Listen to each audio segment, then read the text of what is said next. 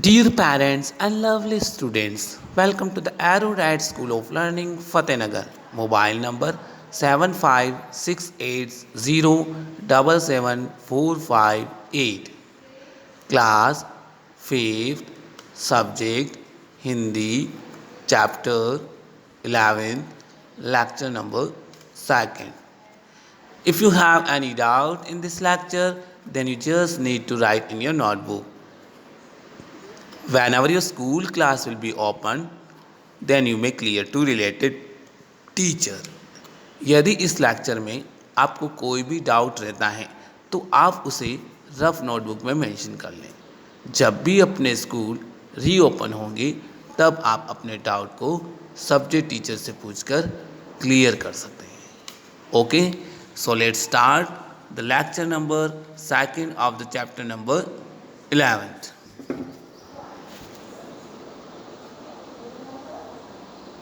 Yes, so we have to read from 2nd Rahim.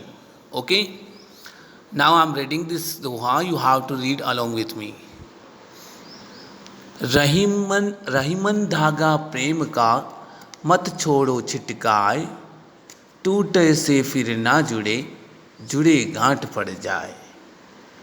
बड़े बड़ाई ना करें बड़े न बोले बोल, रहीमन हीरा कब कहे लाख हमारो मोल। देखो, अब आगे रहीमदास जी के दोहे हैं जिसमें कहा है, देखो कि रहीमन धागा प्रेम का। तो रहीमदास जी बताते हैं कि कभी रहीमन धागा प्रेम का मत छोड़ो छिटकाए, है ना। छिटकाए का मतलब होता है झटका देकर। तो रहीमदास जी कहते हैं कि कभी भी हमें प्रेम रूपी धागे को कभी झटका देकर तोड़ना नहीं चाहिए, है ना। यहाँ धागा का मतलब है प्रेम रूपी धागे। किसी से प्रेम करते हैं, है ना, तो उसे एकदम उस रिलेशन को तोड़ना नहीं चाहिए। क्या कहा है कि प्रेम रूपी धागे को कभी भी झटका देकर तोड़ना नहीं चाहिए। कैसे? टूटे से फिर ना जुड़े जुड़े गांठ पड़ जाए। जिस प्रकार आपने एक धागा देखा होगा, है ना, धागा होता है ना कपड़े सिलने के लिए। यदि वह धागा टूट जाता है तो उस धागे को जुड़ता नहीं है, वह नहीं जुड़ता है ना। लेकिन जोड़ने के लिए यदि उसे जोड़ने की कोशिश करें, उसके अंदर नॉट लगाएं यानी कि गांठ लगाएं, है ना, और जोड़ते हैं तो गांठ पड़ जाती है। बीच में क्या पड़ जाती है? गांठ। यानी धागा एक तो जुड़ता नहीं और जुड़ता है तो भी उसके बीच में गांठ हो जाती है। तो उसी प्रकार यदि एक बार यदि किसी प्रेम रूपी धागा टूट गया, किसी से व्यवहार टूट गया, किसी से प्रेम टूट गया, यदि फिर से हम उससे प्रेम व्यवहार बनाएं तो बनता तो है, लेकिन उसमें क्या हो जाती है? मन की गांठ पड़ जाती है, मन रूपी गांठ। यानी मन में द्वेष रहता है कि मेरे इसके साथ झगड़ा हुआ, मेरे इसके साथ प्रेम रूपी धागा जो टूट गया था ना, मेरे इसके साथ क्रोध हुआ, गुस्सा हुआ, जो भी हुआ, तो वो मन में एक गांठ बन जाती है ना। इस तरह से यानी वो उतना अच्छा प्रेम नहीं रहता जितना कि पहले था। समझ में आ रहा है आपको? यानी कि रहीमदास जी कहते हैं किसी से हमें प्रेम रूपी धागों को तोड़ना नहीं चाहिए, व्यवहार बिगाड़ना नहीं चाहिए, प्रेम भाव नहीं बिगाड़ना चाहिए।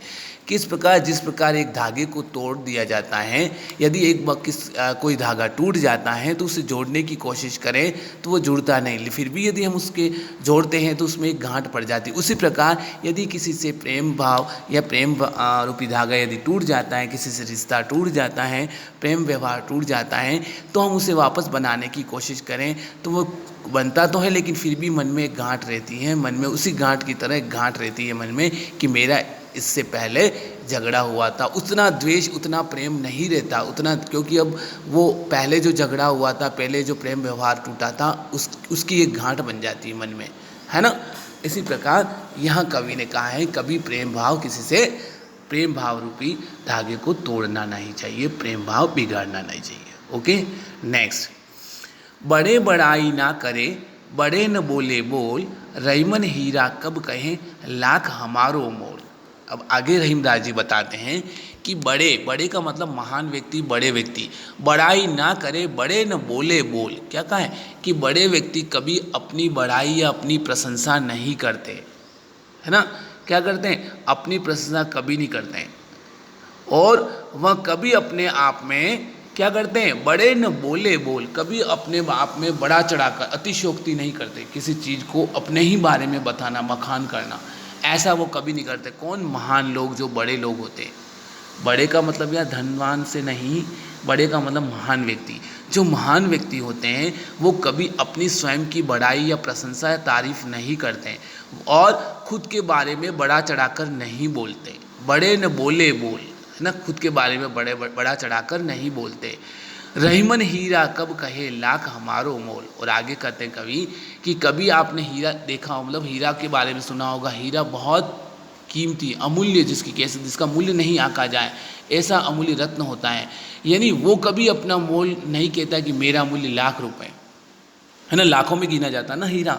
तो उसी प्रकार कवि कह रहे हैं कि जो बड़े लोग होते हैं, जो महान व्यक्ति होते हैं, वो कभी अपने मुंह से स्वयं की तारीफ या प्रशंसा नहीं करते। क्लियर, इस तरह से। ओके, अब देखिए नेक्स्ट, इससे रिलेटेड क्वेश्चंस। रहीमन ने किस धागे को नहीं तोड़ने की सलाह दी है?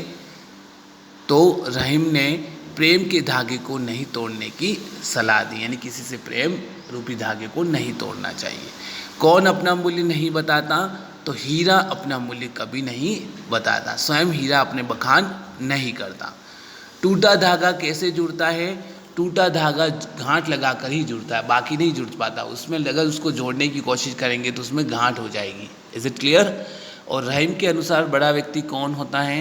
तो जो अपनी तारीफ नहीं करता, अपने मुंह से उसकी खुद की प्रशंसा नहीं करता और अपने बारे में बड़ा चढ़ाकर नहीं बोलता, वही व्यक्ति बड़ा होता है, वही व्यक्ति महान समझा जाता है।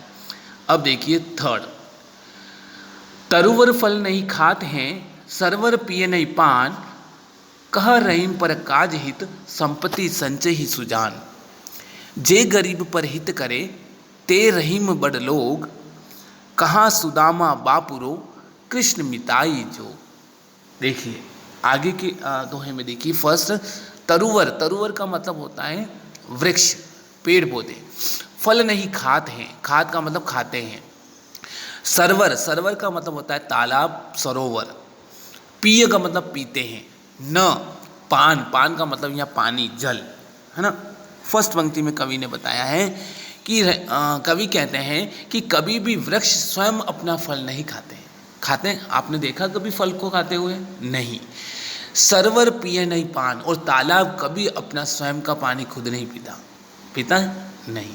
तो कितनी अच्छी बताई, यहाँ परोपकार की भावना को बताते हुए कवि कह रहा है कि जिस प्रकार पेड़ अपने फल स्वयं नहीं खाता, यानी दूसरों के लिए उसके ऊपर पेड़ फल लगते हैं, वो दूसरों को प्रदान करता है ना। और सरवर पिए नहीं पानी, यानी तालाब स्वयं अपना पानी नहीं पीता, जबकि उससे लोग पीते हैं, पशु पक्षी पीते हैं, सब दूसरे उसका फायदा उठाते होता है ना। यानी ये प्रकृति से जीव हैं, पेड़ पौधे तालाब, ये भी परोपकार का कार्य कर रहे हैं ना। परोपकार का मतलब दूसरों की भलाई के लिए, स्वयं के लिए, दूसरों के लिए, है ना।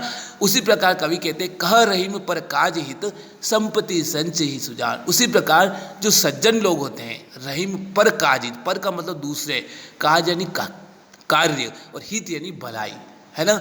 संपत्ति का मतलब होता है धन दौलत, और संचय का मतलब संचय करना, इकट्ठा करना, और सुजान का मतलब होता है सज्जन व्यक्ति। तो कवि ने कहा है आगे, रहीमदास जी कहते हैं कि उसी प्रकार जिस प्रकार पेड़ पौधे स्वयं अपना फल नहीं खाते और तालाब अपना पानी स्वयं नहीं पीता, अर्थात वो औरों के लिए, दूसरों की भलाई के लिए करते हैं, उसी प्रकार जो सज्जन व्यक्ति होते हैं, सज्जन पुरुष होते हैं, महान, है ना, ऐसे व्यक्ति अपने धन का संचय दूसरों की भलाई के लिए करते हैं। अर्थात उनको जो धन संचय करते हैं, धन इकट्ठा करते हैं, वो दूसरों की भलाई के लिए ही करते हैं। Is it clear? Okay, next, जे गरीब पर हित करे, ते रहीम बड़ लोग, कहा सुदामा बापुरो, कृष्ण मिताई जोग। आगे की पंक्ति में कवि कह रहे हैं कि जे गरीब यानी निर्धन, असहाय लोग, दीन दुखी, है ना, पर हित यानी भलाई करे, ते रहीम बड़ लोग। अब इस पंक्ति में कितनी अच्छी बात कही कि जो व्यक्ति गरीबों पर, दीन दुखियों पर, असहाय लोगों पर, है ना, ऐसे व्यक्तियों पर जो भलाई करते हैं, उनकी सेवा करते हैं, उनके बारे में सोचते हैं, है ना, तो ऐसे लोग ही बड़े या महान समझे जाते हैं। धन दौलत या किसी के पास धन संपत्ति, कार बंगला मोटर है, वो बड़ा नहीं है। बड़ा वही माना जाता है जो गरीबों पर भलाई करे, उन दीन दुखियों की, असहाय लोगों की मदद करे, है ना। ऐसे लोग होते हैं जो बड़े कहे जाते, बड़े महान समझे जाते हैं।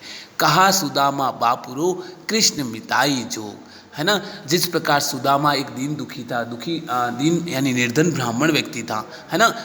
बापुरो कृष्ण मिताई जोग, बापुरो का मतलब होता है असहाय, गरीब थे ना, निर्धन थे सुदामा जी। और सुदामा और कृष्ण बचपन से वो सहपाठी थे, मित्र थे, सखा थे, है ना।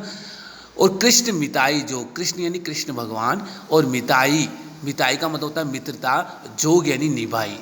जिस प्रकार सुदामा एक असहाय मित्र के साथ कृष्ण ने अपनी मित्रता निभाई, है ना। आपको पता है ना, कृष्ण भगवान ने सुदामा की सारे दीन दुखी दुख दर्द सब दूर कर दिए थे, है ना। उनके भी घर मकान बंगला महान कर दिए थे, खान पान किसी प्रकार की कमी नहीं रही। तो वो उन्होंने मित्रता निभाई थी, है ना। बचपन में जब वो साथ रहते थे, साथ खेलते थे, साथ गायें चराने जाते थे, है ना, इस तरह से साथ साथ खेलते थे, तो वो उनकी मित्रता थी, वो उनके पक्के मित्र थे। तो उन्होंने अपनी मित्रता निभाई, अंत में उन सुदामा की दीन दशा को सही किया, उन्हें दीन दशा यानी उनके दुख दर्द को दूर कर दिया, है ना। तो उसी प्रकार जो बड़े लोग वही होते हैं जो गरीबों की, असहाय लोगों की, दीन दुखियों की भलाई करे, उनकी मदद करे, उनके बारे में सोचे, वही लोग बड़े होते हैं। ओके, नाउ अब है इससे रिलेटेड क्वेश्चंस। देखिए, सज्जन व्यक्ति का धन का संचय क्यों करते हैं, या सज्जन व्यक्ति धन का संचय क्यों करते हैं? तो दूसरों की सहायता के लिए, अर्थात परोपकार के लिए, दूसरों की भलाई के लिए। कृष्ण ने किसके साथ मित्रता का निर्वाह किया था? तो सुदामा के साथ। ओके, वृक्ष और सरोवर में क्या समानता है? ये दोनों अपनी वस्तु का उपयोग स्वयं न कर दूसरों की भलाई या दूसरों के हित के लिए करते हैं। ओके, और तरुवर फल नहीं खाते हैं, सरवर पिए न पान। पंक्ति के माध्यम से रहीम ने क्या संदेश दिया है?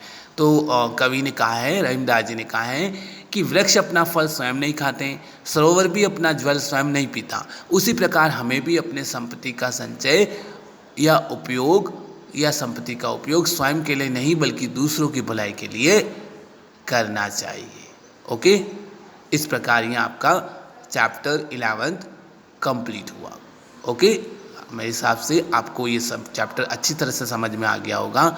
यदि नहीं आया उसको 2-3 टाइम वॉच करना है, फिर भी यदि कोई डाउट है तो आप उसे रफ नोटबुक में मेंशन कर लें। Okay, now I am giving you homework. Yes, so you have to mention HW, date, subject Hindi, chapter 11 and lecture number 2। देखिए कुछ हार्ड वर्ड्स आए हैं इसमें। शब्द पिटारा, शब्द पिटारा फर्स्ट है छिटकाए। छिटकाए का मतलब होता है झटका देकर। बड़ाई यानी तारीफ, तारीफ या प्रशंसा, किसी की तारीफ करना, प्रशंसा करना। मोल, मोल का मतलब मूल्य, कीमत, है ना। तरुवर, तरुवर यानी वृक्ष, पेड़ पौधे। सरवर, सरवर यानी सरोवर या तालाब। पान, पान का मतलब पानी। और पर, पर यानी दूसरे या दूसरों। संचयी का मतलब संचय करना, इकट्ठा करना। सुजान, सुजान यानी सज्जन व्यक्ति। और बापुरो यानी असहाय, दीन दुखी, असहाय, है ना। और जोग यानी निभाना। ओके, आप इन हार्ड वर्ड्स को अच्छे से लर्न करना है और गुड हैंड राइटिंग में लिखना है, फिर लिखकर इसको स्कूल के व्हाट्सएप नंबर पर 9 बजे से पहले सेंड करना है। ओके बेटा, thank you, have a nice day.